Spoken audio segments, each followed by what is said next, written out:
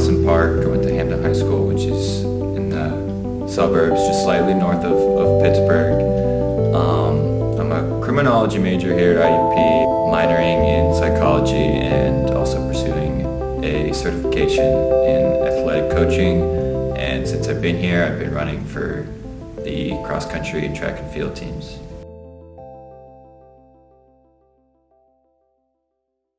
Whenever I was in ninth grade, or rather I was in 8th grade in middle school, and a bunch of my friends were interested in joining the track team, so they encouraged me to come out, and I went and did it. And I started out as a pretty short sprinter, and I enjoyed my track experience, and it was pretty obvious to me to keep doing that when I went into high school.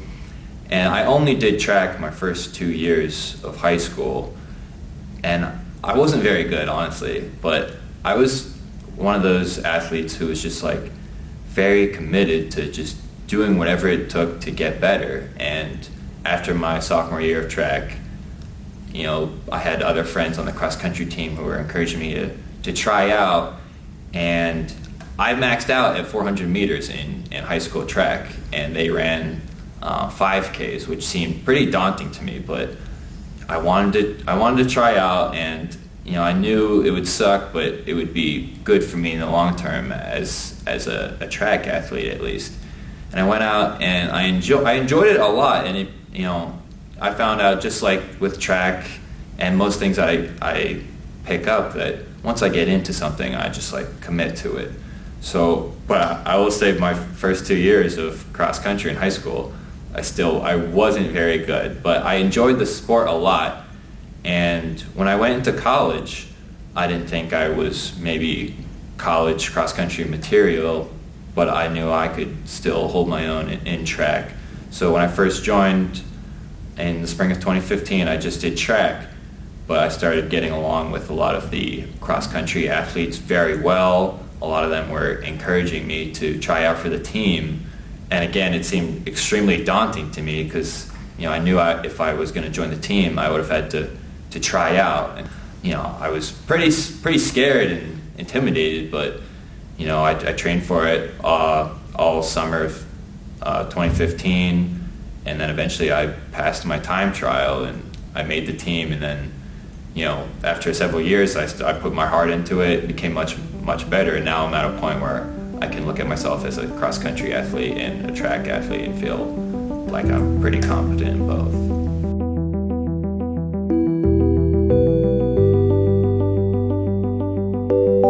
But at least for me, whenever I switch from cross-country to track, I'm an 800 runner in track, so I go down from an 8K, 8,000 meters to 800 meters.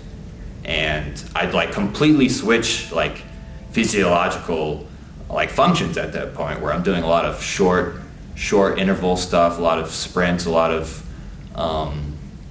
more aerobic stuff, and more lifting and whatnot. So yeah, the time commitment is super unique to most college sports, because not only do we compete in the fall and in the winter, in the spring, but in the spring, after outdoor track ends, we take a 2-week break, and then we begin our summer mileage. We go straight from cross-country into indoor track to outdoor track. So for us, at bottom line, we're just running all year round, and there's almost no difference, because it's wake up, train, and then race. That's what it is for us.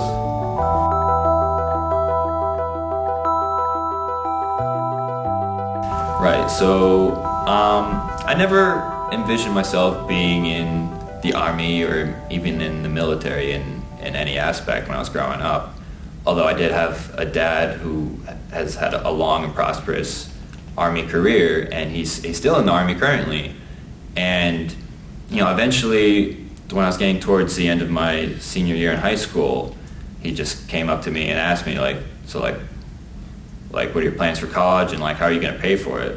And I was like, I don't really know, and I'll take out loans. That's all I knew. And then he proposed the idea of joining the Army after college, joining the Army Reserves, and there are a lot of different programs and incentives within joining the Army Reserves or the National Guard and maybe some other branches of the military where they help pay for your college in different ways through these different stipends and allowances.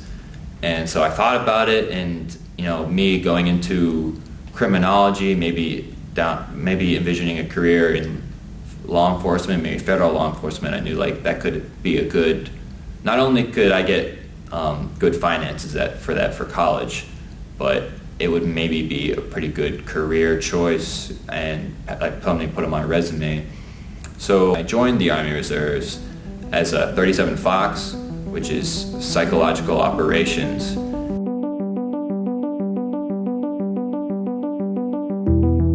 Yeah, so psychological operations, or 37 Foxtrot, which is my technical MOS tag. It's a pretty complicated job within the Army, and even within itself, there's a lot of different roles and responsibilities.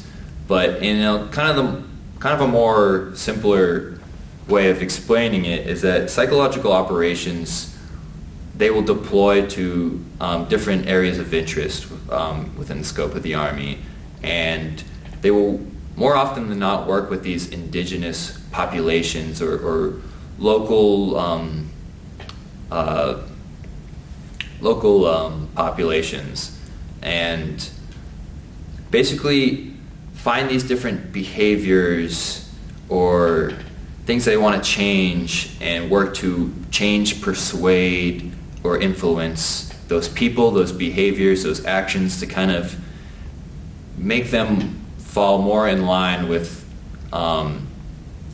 the greater mission at hand, per se. And there's a lot that goes into it. A lot of it is product development and disseminating those products.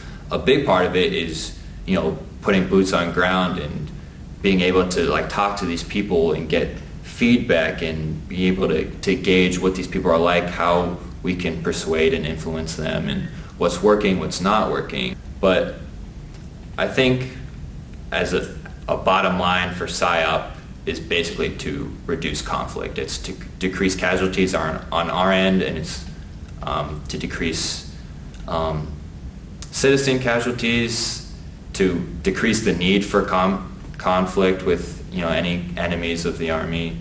There's a whole lot to it, and I'm still learning, but I love everything about being PSYOP or psychological operations.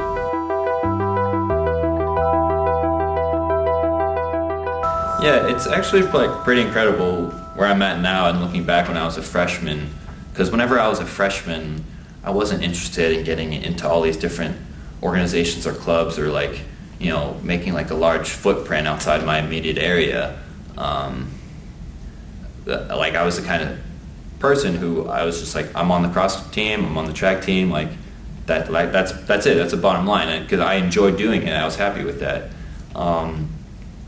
Towards the past couple of years, I started to extend my passion within cross country and track and just athletics in general, and that kind of somehow, without me even realizing it happening, me just getting involved into all these different committees or organizations. And that started with me volunteering to be cross country's student athlete advisory committee rep a couple of years ago, and I got in and quickly became passionate about it. And on my first year, I moved up to vice president, and I took over as president within the next couple of years. And I think just through virtue of me becoming president of the Student Athlete Advisory Committee, or SAC for short, I've been able to extend my reach and influence in all these different ways. And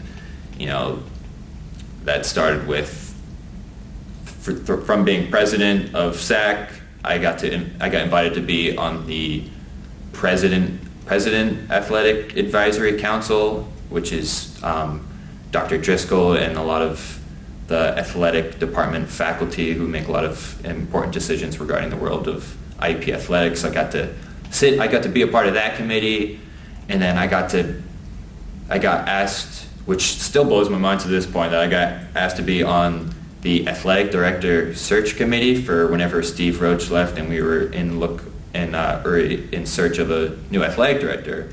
I got to be invited on to a select committee of IUP faculty and athletic faculty, as well as myself, to go through the resumes of all the candidates for IUP's next athletic director, and go through the phone call process and the interview process and the on-campus interviews. And I got to have a say in who IUP's next athletic director was, and I think that's amazing. And I can look back after I graduate knowing that I literally played a significant role, or at least a small role, in a significant hiring for the future of IUP athletics. And also through virtue of that, maybe I got to at least be a personal testimony that I'm helping student athletes have more of a role, have more of a say in what goes on in their campus.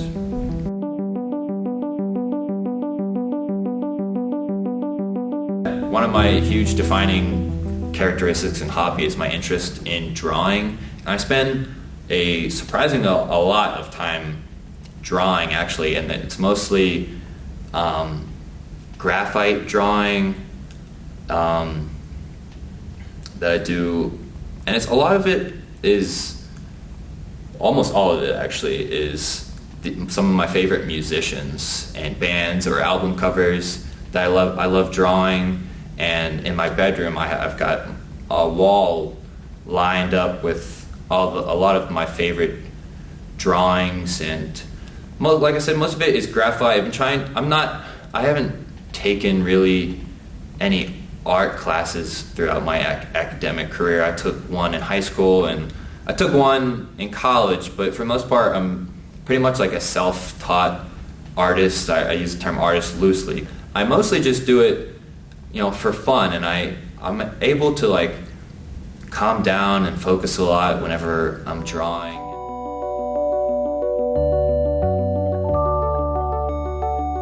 A good lesson that I've learned is that you should look for opportunities that are challenging and look for opportunities that take you outside your comfort zone.